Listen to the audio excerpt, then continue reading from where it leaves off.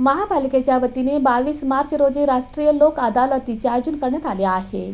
दिनांक 22 मार्च रोजी राष्ट्रीय लोक अदालतीचं आयोजन करण्यात आलं आहे।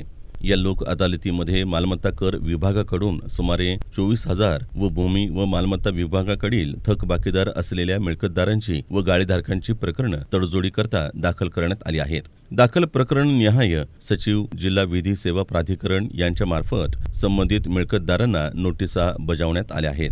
दरम्यान जास्तीत जास्त मिळकतदारांनी सवलतीचा लाभ आयोजित लोक अदालतीच्या माध्यमातून घ्यावा असं आवाहन सोलापूर महानगरपालिकेकडून करण्यात आलं आहे। दरम्यान ज्या मिळकतदारांनी जिल्हा विधी सेवा प्राधिकरणामार्फत बजावण्यात आलेल्या नोटिशीस अनुसरून थकबाकी भरली नाही त्यांच्याबाबत न्यायालयाच्या निर्देशानुसार व अधिनियमातील तरतुदीनुसार कारवाई सुरू करण्यात येणार आहे।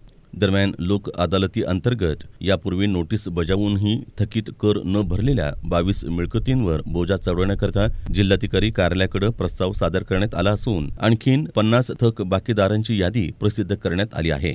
मिळकतीवर बोजा चढवलेल्या मिळकतीचा अधिनियमातील तरतुदीनुसार जाहीर लिलाव करण्यात येणार आहे। याची सर्व थकबाकीदारांनी नोंद घ्यावी असं आवाहन उपायुक्त आशिष लोकरे यांनी केलं आहे।